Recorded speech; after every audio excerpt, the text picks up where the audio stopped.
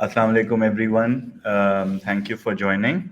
Just give me one more minute. I'm waiting for a couple more folks to join before we get started. Thank you.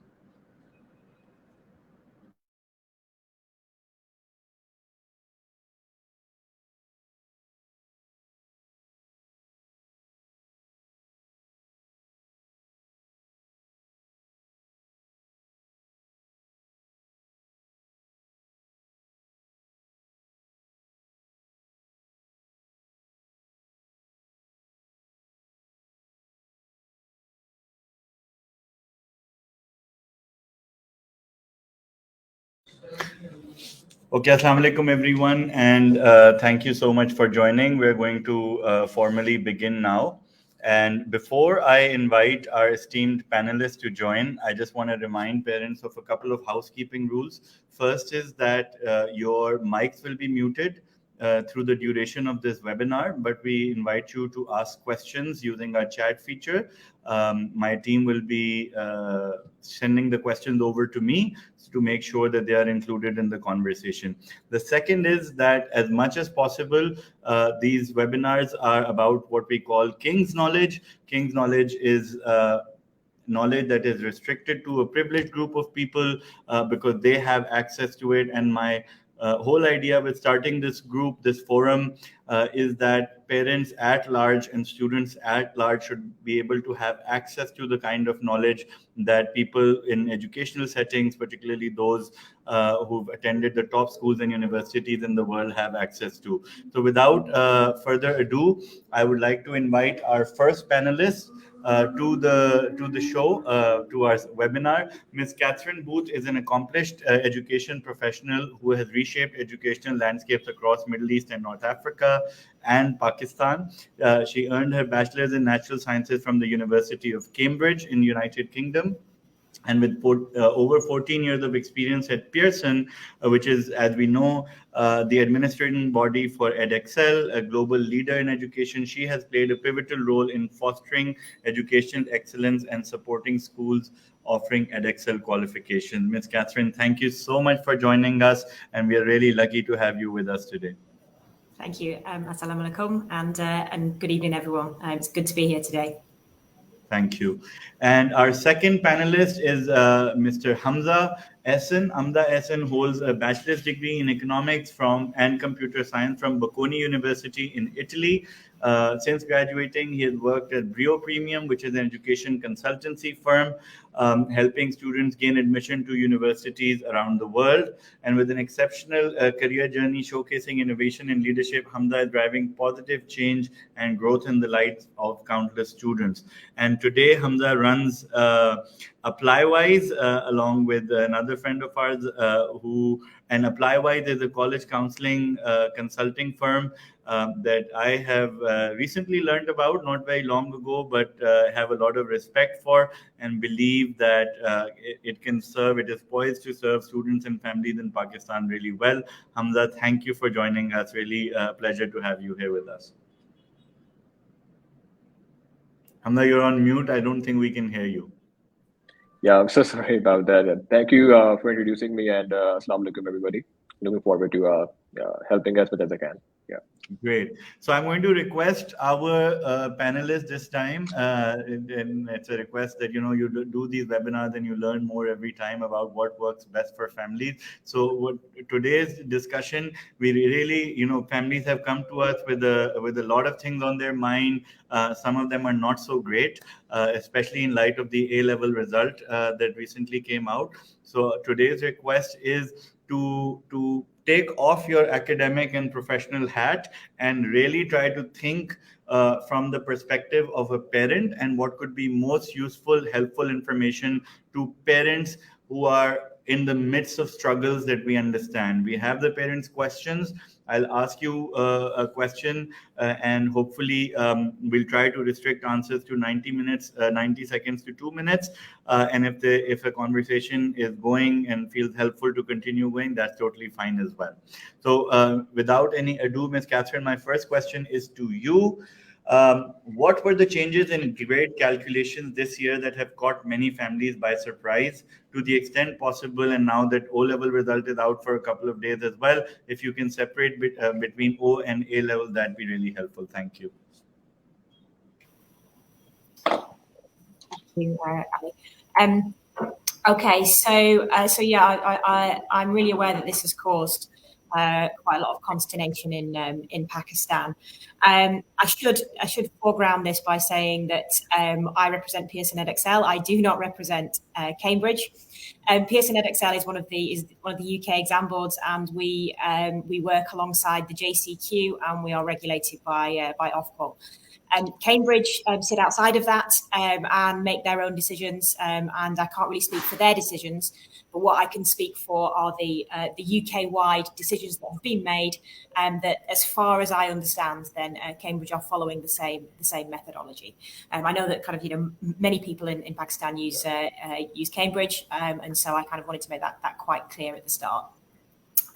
So I think the first thing to say is that I empathise very much. I know that there has been there's been a lot of students who have been disappointed with the results that they've found this summer.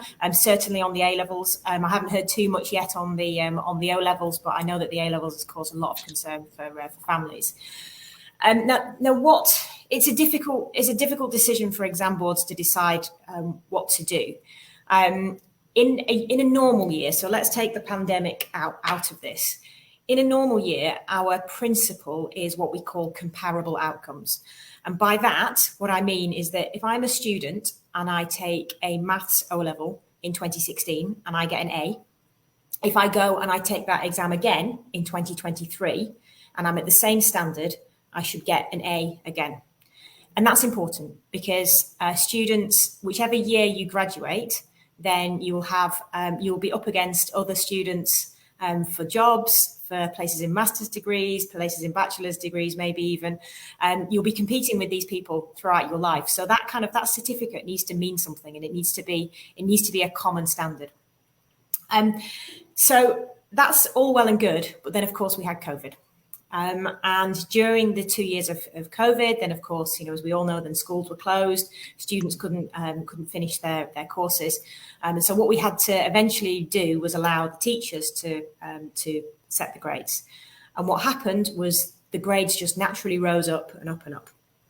And so that was 2020 and 2021. And then the decision for the exam boards when we moved to 2022 and 2023, as you start to move back into the usual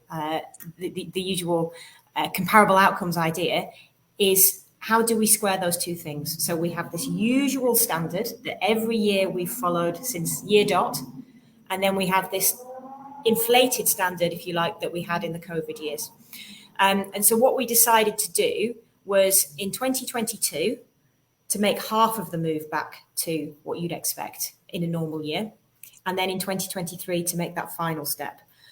So we've been expecting the grades to drop year by year, because we're aiming back towards that original standard.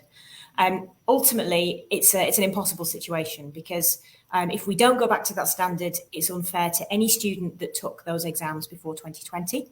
And if we do go back to that standard, then the students this year are being compared unfavourably to the ones that took those teacher assessed grades in 2021 and 2020.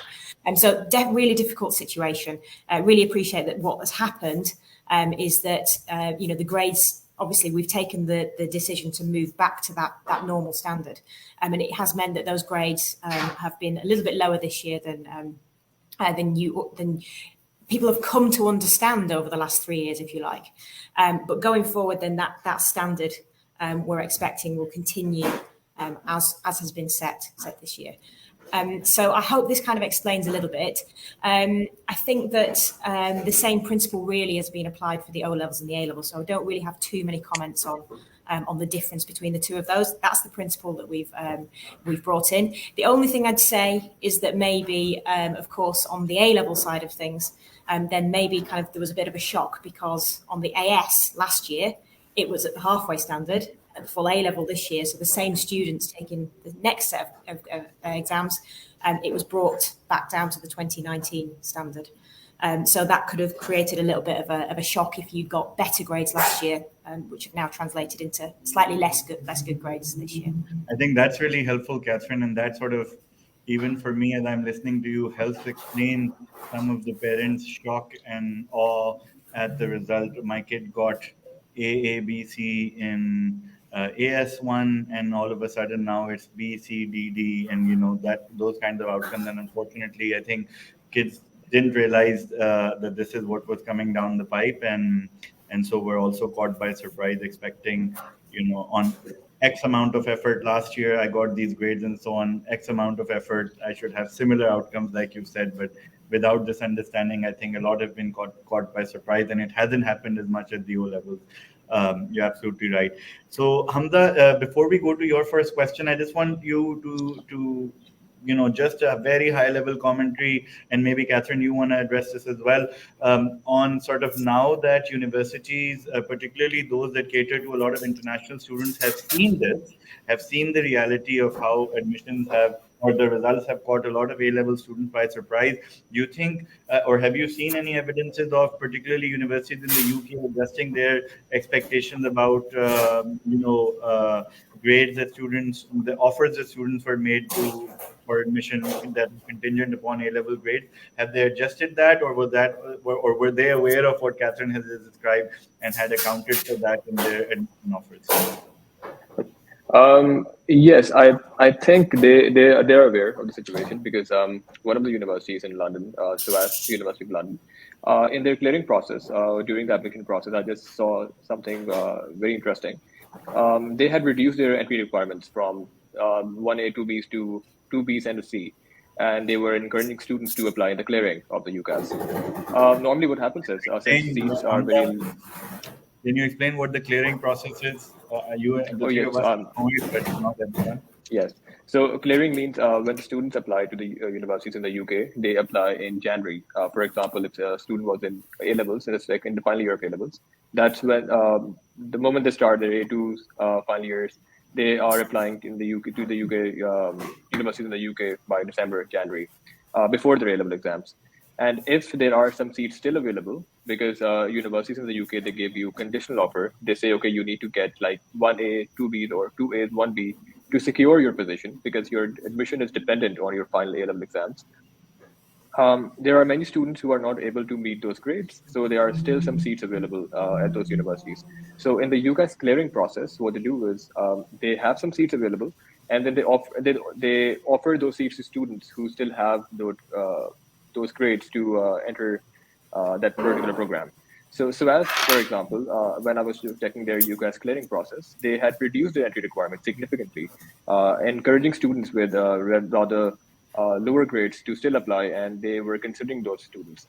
But at the same time, I think on top of this, I think we have been a little more unfortunate, especially the Pakistanis, because of the recent political crisis in the country. Besides this change in the grading scale and the grading criteria, I think we were disadvantaged, because most of the students, they were not able to take their exams with confidence, and then at the same time there was so much mental trauma and anxiety and uncertainty about whether there will be exam a week later or not, and students were really confused. And I think it was a really bad situation for our students this year, which ultimately ended up in this chaotic A-level result. But I think, yes, when students, they don't get these grades, they can always tell the universities, they can always appeal to the universities and explain what really happened. And these were extraordinary circumstances, in my opinion, and the universities are always very flexible about it. So, yeah. Thank you. Kathryn, anything to add based on sort of, if you've seen anything, universities changing their responses in response to these results or anything of that nature? So I'd just add that I think this is a worldwide thing, and if you look at the conversation was about UK universities, so I'll refer to those. In the UK, then comment worldwide as well. Like this is because I was just asking because UK sends these conditional offers, but please, Yeah, I mean, I did. Okay, so yeah, with the specifically with the UK universities, then of course they've got one eye on all of the state schools because that's where the majority of their students come from, and the state schools have seen that similar. All the UK media has been awash with results are down. I think the interesting thing, of course, is that you increasingly see more of the top universities putting in extra steps to distinguish between an A star and an A star. So over the last couple of years, then as the number of grades has increased, then the overall competition at that top level has increased as well. So actually, this kind of greater differentiation, I think, has been a good thing for the universities because if they can hand out an A star offer, then they're not kind of, it's not 1,000 students, it's maybe 700 students that they're going to come in with that. But I think broadly then the universities, it's specifically in the UK, then there's a strong link up between Ofqual, between the boards, between the universities. So I think that sort of that decrease in the grades was well understood, and the universities were fully expecting that. Okay, thank you. Hamza, my next question is for you. In light of the A-level results this year, many parents are wondering what is a foundation year and for whom is it a good option, and what are some grade requirements and how are they different from regular university freshman year? Foundation year means that it's a one-year program which is offered by either universities or some international colleges which are associated with certain universities in either UK, Canada, or Australia, and some universities in Europe. So it's a replacement of A-levels. So basically, after doing your O-level, students are eligible to apply in the foundation year, which is a one-year program, where A-levels is a two-year program.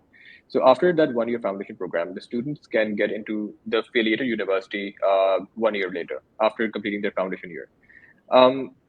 There is one thing, if a student is going to the UK for a foundation year, he has more options in the UK after the foundation year, but he might not be in a very good position to apply to a university in the US because it might not be treated as an international qualification. And I mean, it's about assessing the criteria of the exams that are conducted by the foundation and the curriculum of the foundation. So it's more relevant to the university with which it's affiliated with. For whom, if I'm understanding your point correctly, if you're shooting for or if you're going for foundation university, you're best suited to go to somewhere you'd like to attend post-foundation year.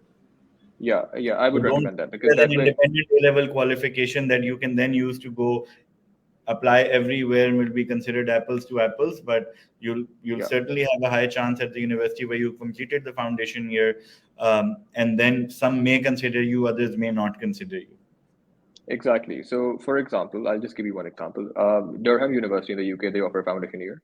After doing your foundation, you have it's if you maintain the minimum requirement to get into the degree, which is say 70 to 75%. Some universities even have lower entry requirement. They ask for 40% or 50% in the foundation year.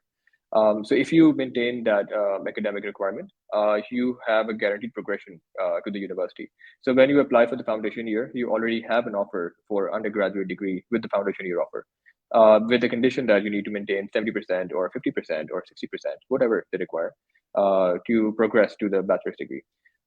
So if a student has at least 5 Cs in O-levels, he or she can apply to a foundation year in Australia, in UK, or US, not US, Canada. But the student must have some clarity on this part, that they should be sure that they want to pursue their bachelor's in the country where they're going for the foundation year. Sounds good. Thank you. And today is going to feel a little bit like this. We talk about grades and implications for universities, and we talk about grades some more and implication for universities too. So bear with us, because these questions, like we've got them from parents, but we've organized them in a way that the conversation feels like grounded at both sides. So Kathryn, you ready for your next question? Okay, how do predicted grades work, especially in the case of missed components? For example, the exams that were missed because of the political situation on 9th May. Yeah, okay. And I know that this is something that is not well understood anywhere actually, as to how we do this. So in the pandemic years, then of course, then you have the school assessed grades. That's a completely separate issue to if you have a situation where students, for whatever reason, miss examinations. And we have it every year. So students, they on the way to the exam, they could be in a car crash, or they could wake up on the morning of the exam and they're sick, or there could be countrywide riots that mean that the student can't get to that examination. And so we have a full system in place. And again, this is JCQ system, and I would expect that Cambridge would follow something very similar, in that. If, as long as you've taken at least usually about one of the exam papers, so it's about 20-25% of the total assessment, and then we can use the performance on that exam paper to effectively calculate a grade for the missed components. Now, I know that a lot of the talk in Pakistan in May was around, are you going to average the grades? So are you going to take an average? And if you take an average, then you don't allow for different papers being harder or easier than the others. So I won't go into all the statistics of how it's done, but it simply isn't an average. They use what's known as a Z score, and effectively you look at a student's performance on a paper they did sit, and you look at their comparative performance against all the other students that sat in that particular paper, and then in the paper that they missed. And then you can give, comparing against similar levels of performance, you can give a level of performance for them on that particular paper. So if one paper is harder than the other, as often it is, then nobody is disadvantaged or advantaged by missing the harder or the easier paper. So it's a well-known protocol. Like I say, we did it for the riots. We were able to, where there'd been components missed, we were able to fill in the gaps. I know with Cambridge they reran a couple of the exams. That was because they'd lost all the components, so all the components had been missed in that period. So they were forced to move to effectively set another set of exams. But usually, what you can do is you can allow for that missed paper. In fact, over over this exam series, then we had several instances of either natural disasters or unrest that meant that we had a few of these situations. So Spain, there was some serious floods, for example, which meant that we had to do the same thing as we did in Pakistan. And then finally, I think, there was some talk there about, were students disadvantaged by being caught up in the riots? And I think, obviously a very upsetting time for all concerned. Again, we have a fail-safe in place. So the British Council or the schools, if they're independent schools, are able to apply for what we call special consideration, which basically takes into account the disruption. So if there's a valid reason, then special consideration can be applied for, which basically kind of creates a bit of a soft landing for the student. So as long as that was applied for, then that would have given a little bit of a cushion as well.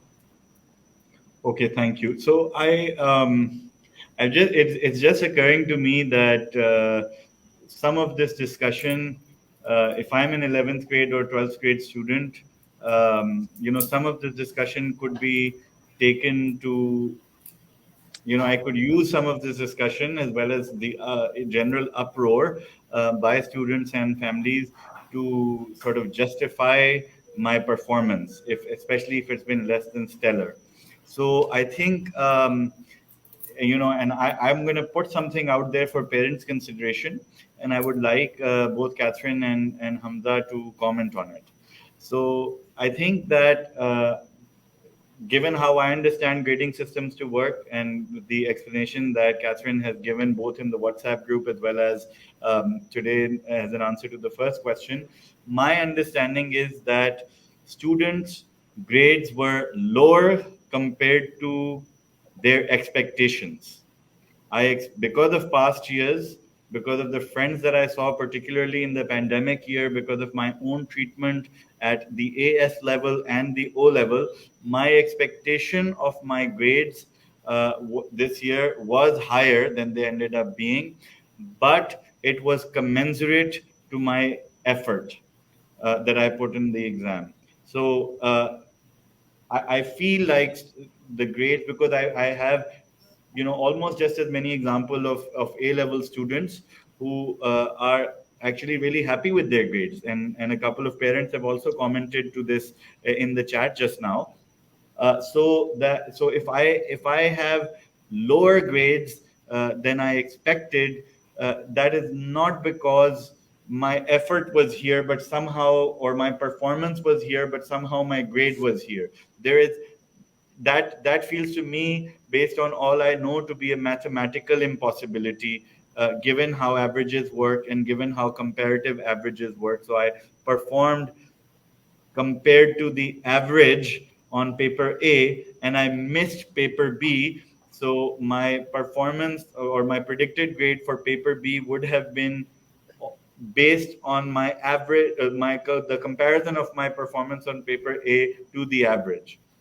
और मैं इसको उर्दू में भी, Catherine, you allow me to explain this in Urdu as well, कि मुझे जितनी मेरी personally research की है, जितने पेरेंट्स से बात की है, जितना मैंने पढ़ा है, जितना समझा है, इस साल के अगर बच्चों के ग्रेड्स, उनकी जिन बच्चों को लग रहा है कि उनके ग्रेड बहुत बुरे आए हैं, ये कोई मैथमेटिकल गिमिक्री की वजह से नहीं आए हैं, बल्कि बच्चों की inflated expectations about their performance को जब कैम्ब्रिज ने एडजस्ट किया बैक टू 2019 स्टैंडर्ड्स, तो उनके एफर्ट को इनफैक्ट 2023 में 2019 के ग्रेडिंग स्केल के हिसाब से इवेल्युएट किया गया, और वहां पे बच्चे स्ट्रगल कर गए. तो ऐसा नहीं है कि कोई बच्चा टॉप ऑफ द क्लास था और उसका एकदम से इस साल bottom of the class result आ गया. So Hamza, if you can start by giving your comments on what I've just said, and Kathryn, not the Urdu part, but if you can give your comments on what I had said earlier. No, I think that's pretty fair, and it totally makes sense what Kathryn just said. Because a lot of students during the COVID time were given inflated grades, and they were super happy about it. I know a lot of students who I was not expecting to do really well in their A-level exams. They got some really good grades because when it came to the schools, teachers, again, because when you are connected with a teacher, and if I'm a teacher and I have a student and I know, okay, this grade, this student deserves a B, but I still give him A as a predicted grade. So the grades were going to be inflated anyway during that period because grade teachers had more control. But now, since the Cambridge or the national board, they came back into the picture with the full force because now the COVID is over. I think it was bound to happen. And students, yes, I agree. I totally agree that students had misexpectations. There was a mismatch of expectations here. They were expecting too much from the kind of effort they made. If it were back in 2019, maybe the students had put in a lot more effort and then would have been expecting the similar result. Sounds good. Kathryn? Yeah, I guess a couple of points. The first one being that I think it's also worth saying that it's also multifaceted. So there's so many things going on under the surface. And one of the things, of course, is that the difference between the AS standard and the A-level standard, there's a big step up at that point. So as you go into the second year, then there is that sort of intellectual demand that really ramps up. And so for some students, then that is a bit of a bridge perhaps too far. And so you can often see a drop off between AS and A-level anyway. And then with all of this kind of return to the standard layered on top of that, then that might well have exacerbated things. So it's something to bear in mind that kind of, I think there's a lot of things going on under the surface. And the second thing, just to sort of pick up on a point that Hamza was making about, it was natural that the grades would inflate with teachers. I don't think there was anything. I don't think it was teachers were saying that, I'll predict them high just to make sure they get into whichever university. I think as a teacher, you will have maybe 8 A-grade students in front of you, and in a year where you're being asked to give the grade, you will give all 8 the A grade. If it's actually in an exam situation, those students going in are A grade going into the examination, but maybe 2 of them have a bad day, and we have to put the grade boundary somewhere. So 2 of them are A grade standard, but they've dropped down to the B because they don't perform in the examination. So the examination adds an extra layer. And so that's, again, why kind of you will see that why that grade inflation naturally happened. I don't think there was anything wicked going on. The teachers weren't doing anything that was unfair or unwise. I think it's just a natural artifact of the way that the assessment was being done. Thank you. And so now that we've sort of begun to wrap our mind around why the grades are the way they are, I want us to move the conversation towards some implications and what's next for students and families. So Hamza, in case someone has gotten mixed grades, for example, 2 A's and 2 C's, what should be the way forward, keeping in view college admissions? I mean, I've met a lot of students who didn't do well in their A-levels, and they were planning to take retakes. Whenever I meet them, I ask them about their plan. Where do they see themselves? If they want to apply abroad for their bachelor's, if they want to apply in the US or Australia or UK or Canada, wherever they want to apply. There are still a lot of universities. If students have mixed grades in their A-levels, they still have a lot of options, and they might not have to retake their exams. They can still go in January intake. Most universities have September intake, as we all know, it's a standard intake, but a lot of universities offer January intake. So if students, they did not meet their A-level conditions for the UK universities in the UK, or if they still want to apply to universities in the US or Canada or Australia, wherever they want to apply, a lot of universities offer January intake. So I think if a student is planning to retake his or her exams just because he or she wants to secure admission in university in these countries or at a top university, there are still options where even with these grades, the student can apply and can easily get in, and even with some scholarships. So before even considering to retake your exams, I would highly recommend to have a plan in mind. And if you want to study abroad, I would say there are a lot of ways to still go, and there are a lot of universities that still offer admissions in January, and you can still make it with your mixed grades. I'll give you one quick example. Even there is a student with 2 Ds and 1 B in A-levels. That student can go to a top 100 ranked university in the US. That student can still go start university in the UK in January. That student can still go to Australia and start university in the top 15 or top 12 universities in Australia. That student can still go to universities in Canada. And I'm not talking about foundation year. I'm talking about getting into the university and starting your program and just moving on.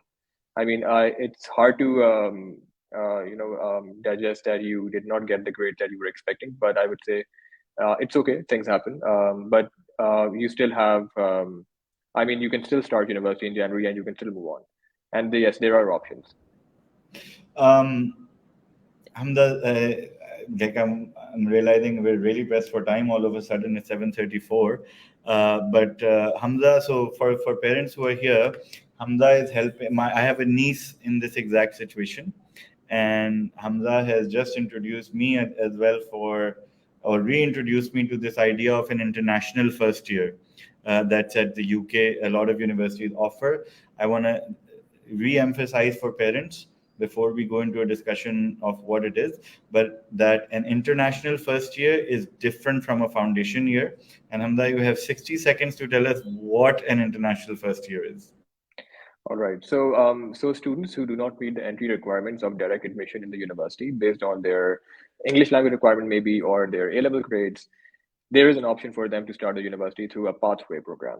So a pathway program is a student there. If I just take the case of UK right now, so there are international colleges within the university campuses. So they offer foundation programs, but at the same time, they offer a level above foundation program. I would say foundation is stage 1, so they offer a stage 2 program, which is equivalent to the first year of your degree. So, but it's easier. It's easier to get in. It's easier to manage. It's easier to secure a decent percentage. Once you complete your international year 1 program, which is equivalent to first year of your degree, after like 9 months of academic year, you progress directly to the year 2 of your undergraduate degree.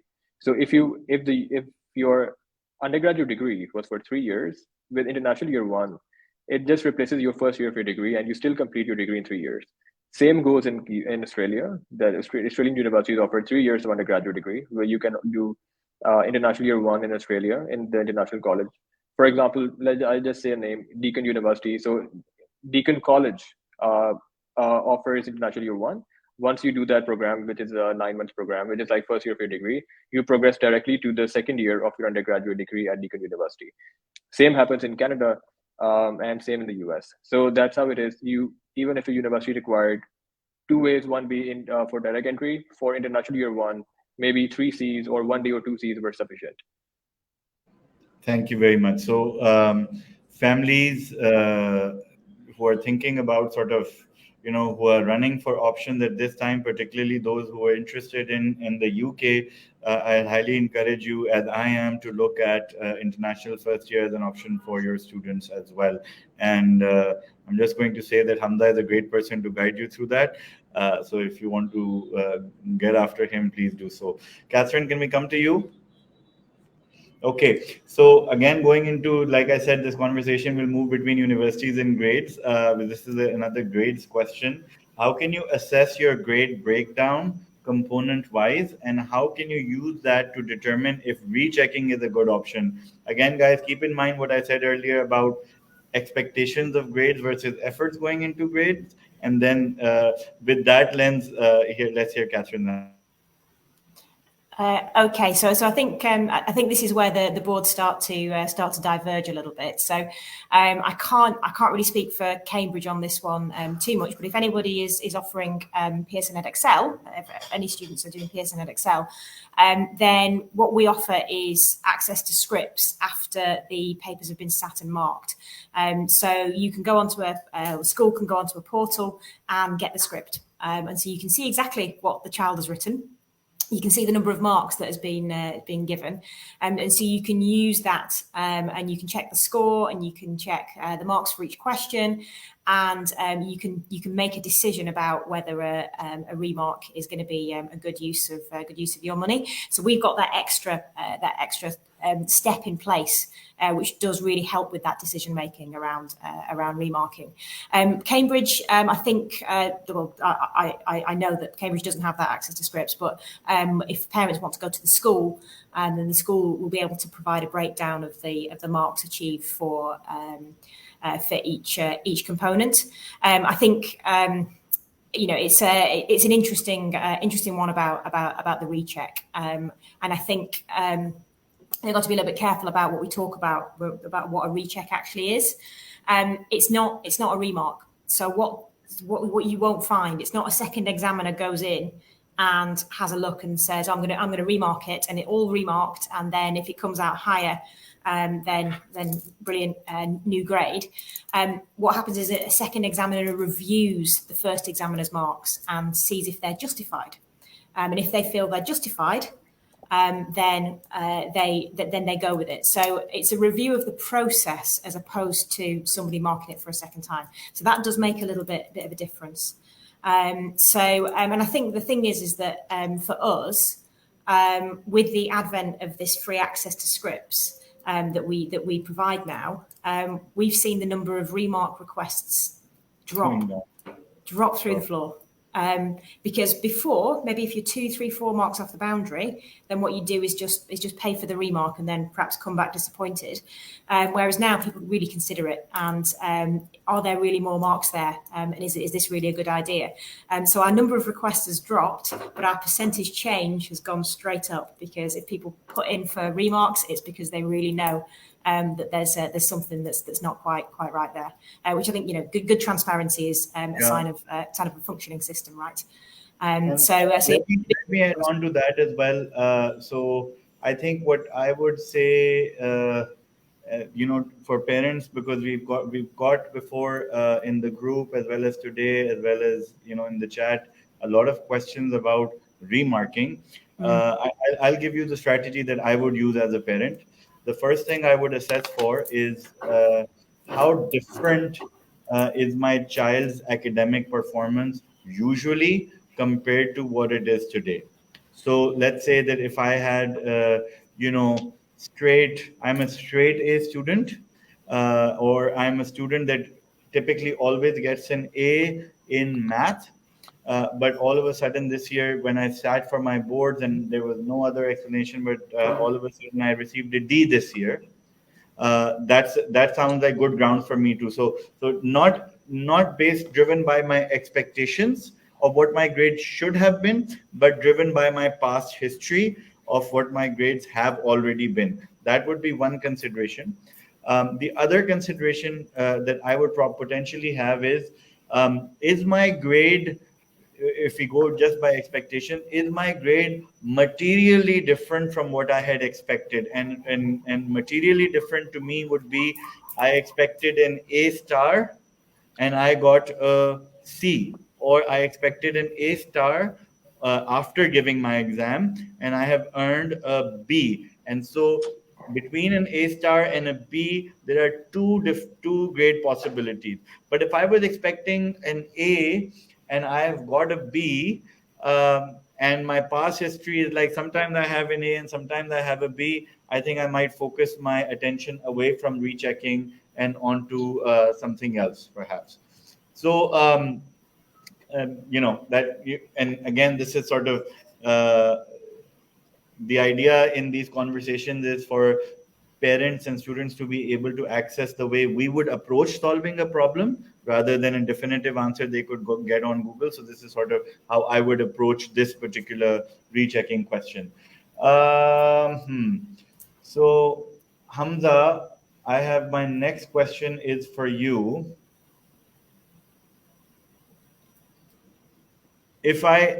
And this is a sort of a retake question. If I have performed poorly in my AS level, or this year's result is poor in AS level, and should I keep going with that for A2 and they expect the grade to level out somewhere in between, or can my university application sidestep that, or like to what extent do I consider retaking that subject? Well, again, it comes down to your plan about your college admissions. If you want to go abroad, it depends what you define as a bad grade.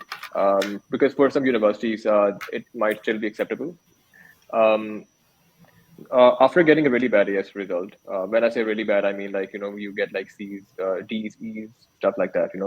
So even when you take A level exams, it will be hard to make up for it. I mean, you will eventually you're bound to get something like C or a B, because even if you do really well in your A level, you're not gonna get an A or A star. So it really comes down to your plan about your college admissions.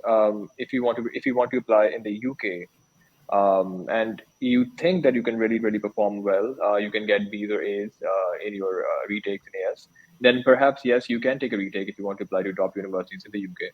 But at the same time, like I said, International Year 1 still accepts students with C, 5 C's or maybe 2 D's, 1 C in A levels.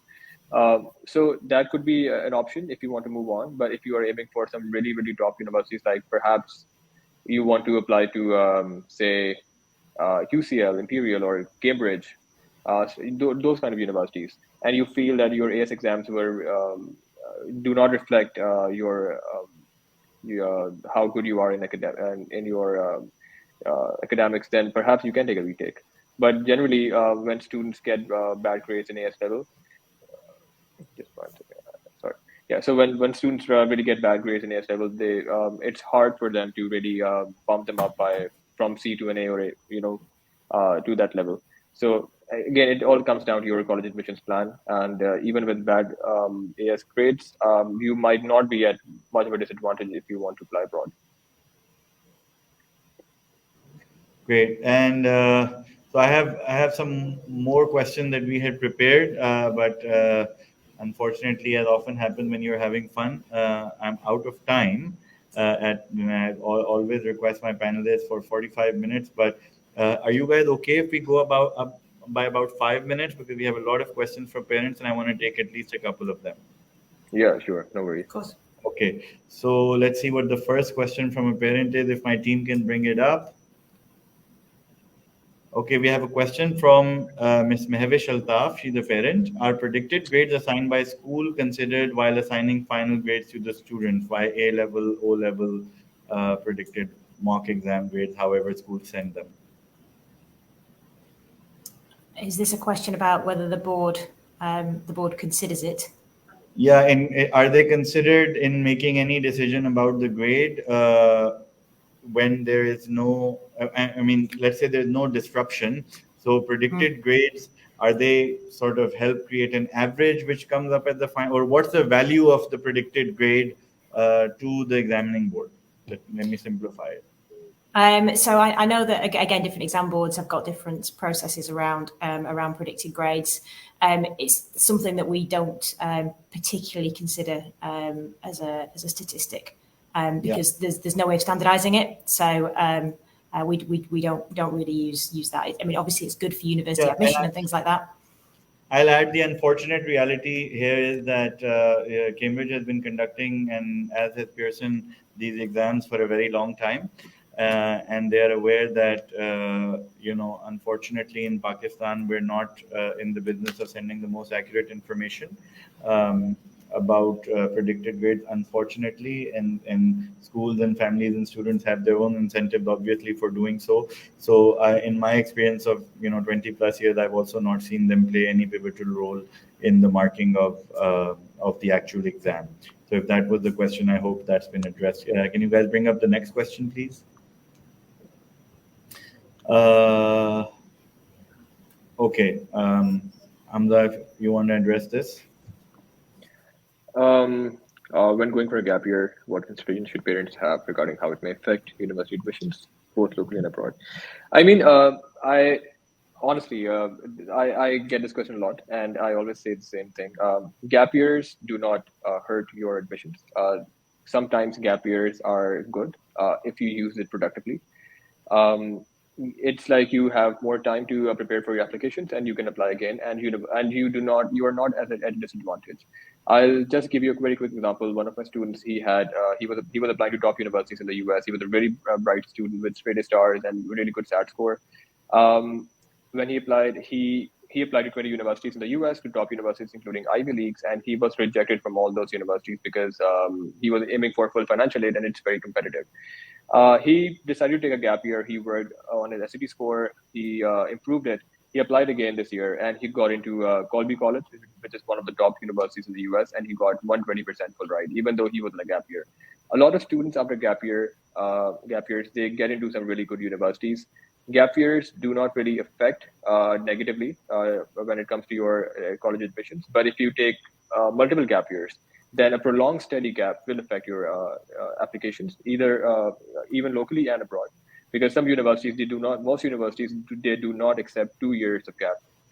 1 year is still justifiable, but when you have 2 years of gap, it might affect your applications because universities will require some sort of explanation. And if the student hasn't done anything productive in that gap year, then it might hurt his or her chances of getting in. Thank you. Next question, please, guys. Hamza, why don't we go with you for this one as well? Okay, is it preferable to do AS and go to USA and Canada, or complete A levels? Well, it's totally the preference of the student and the parents.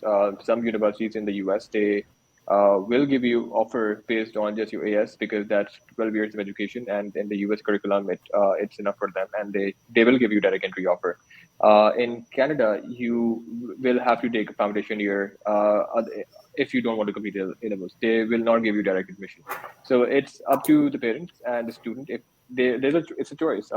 If the student does not have really good AS result, and they believe they might not be able to pass A levels with decent grades or good grades.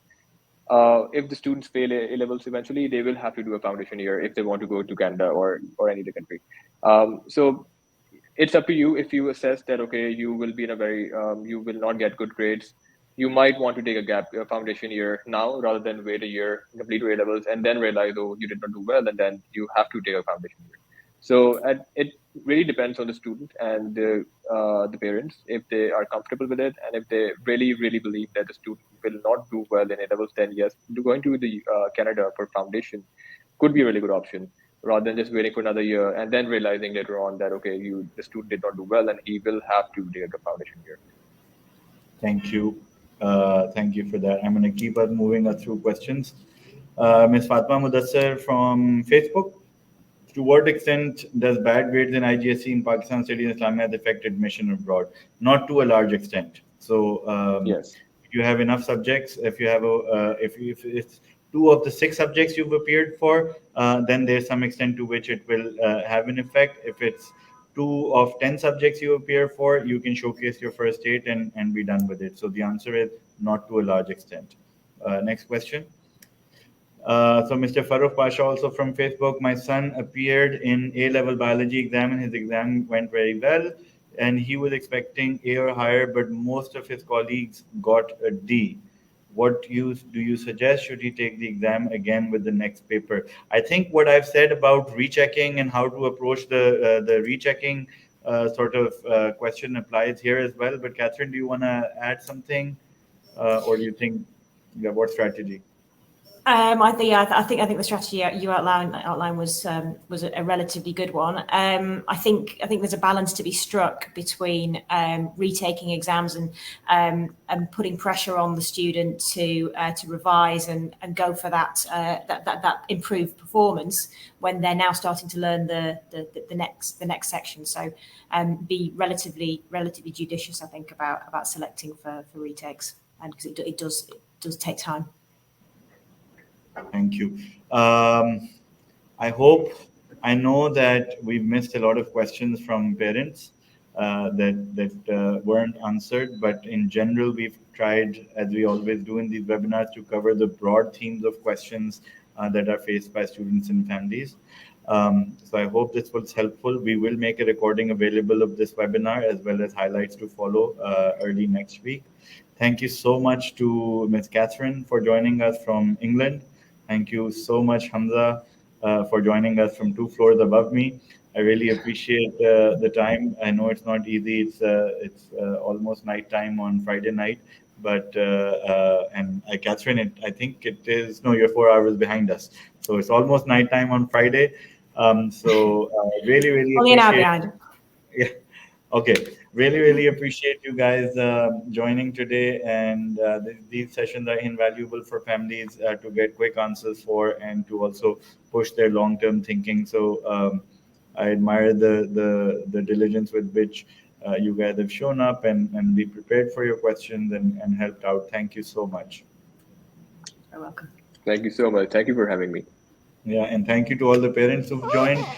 Inshallah, we'll be coming back to you with more. And if there are any burning questions that have remained unanswered, please feel free to ask them in the WhatsApp, and one of us will get to them. Thank you, and have a really good weekend, everyone. Allah Hafiz. Thank you. Allah Hafiz. Thank you. Allah Hafiz.